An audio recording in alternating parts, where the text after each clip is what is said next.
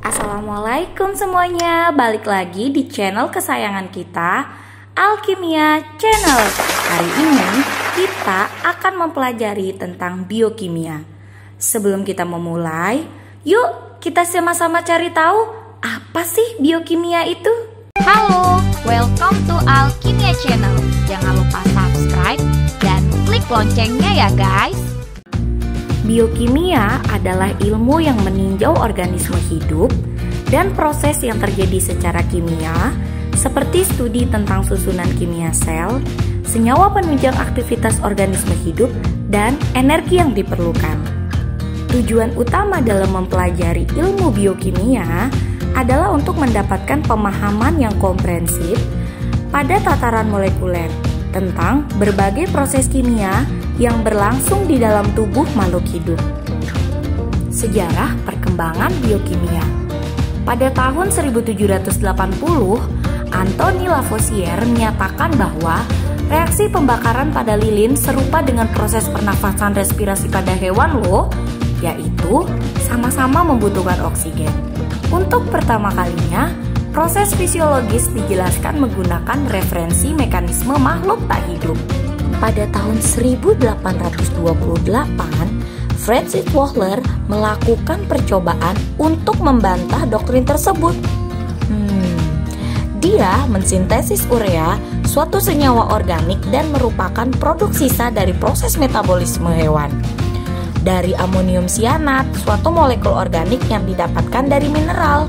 Banyak sejarawan sains yang menyatakan bahwa inilah awal mula berkembangnya ilmu kimia. Wow! Meskipun demikian, banyak juga yang menganggap demo pertama oleh Edward Buchner yang melakukan fermentasi alkoholik di tahun 1893 tanpa menggunakan ekstrak sel lagi adalah sebagai titik kelahiran dari biokimia. Percobaan dari Miller-Urey menunjukkan bahwa berbagai molekul organik termasuk asam amino dapat terbentuk pada era awal bumi primitif. Maka makhluk hidup mematuhi hukum standar fisika dan kimia, serta teori vitalistik tidak diperlukan untuk menjelaskan tentang hidup pada level molekuler. Cabang-cabang biokimia. Yang pertama, kimia organik yang mempelajari sifat-sifat biomolekul.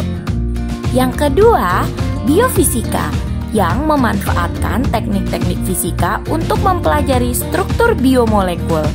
Cabang yang selanjutnya adalah nutrisi yang memanfaatkan pengetahuan tentang metabolisme untuk menjelaskan kebutuhan makanan bagi makhluk hidup, mempertahankan kehidupan normalnya. Selanjutnya ada di kesehatan yang mencari pemahaman tentang keadaan sakit dari sudut pandang molekuler. Ada mikrobiologi yang menunjukkan bahwa organisme sel tunggal dan virus cocok untuk digunakan sebagai sarana mempelajari jalur-jalur metabolisme dan mekanisme pengendaliannya. Wow, menarik bukan? Selanjutnya ada fisiologi yang mempelajari proses kehidupan pada tingkat jaringan dan organisme. Ada biologi sel juga yang mempelajari pembagian kerja biokimia dalam suatu sel. Pada bidang genetika mengumpulkan data genomik untuk keperluan pengembangan ilmu molekuler, tes DNA, dan masih banyak lagi. Selanjutnya, kita akan mengetahui manfaat mempelajari biokimia. Pengen tahu kan? Yuk disimak lagi videonya. Dalam bidang pertanian dengan pelestarian alam dan lingkungan, penerapan biokimia di bidang pertanian antara lain dengan penggunaan pestisida yang bekerja dengan jalan menghambat enzim yang bekerja pada hama atau organisme tertentu. Biokimia mempunyai peranan dalam memecahkan masalah gizi. Penyakit-penyakit akibat dari kurang gizi terutama pada anak-anak loh.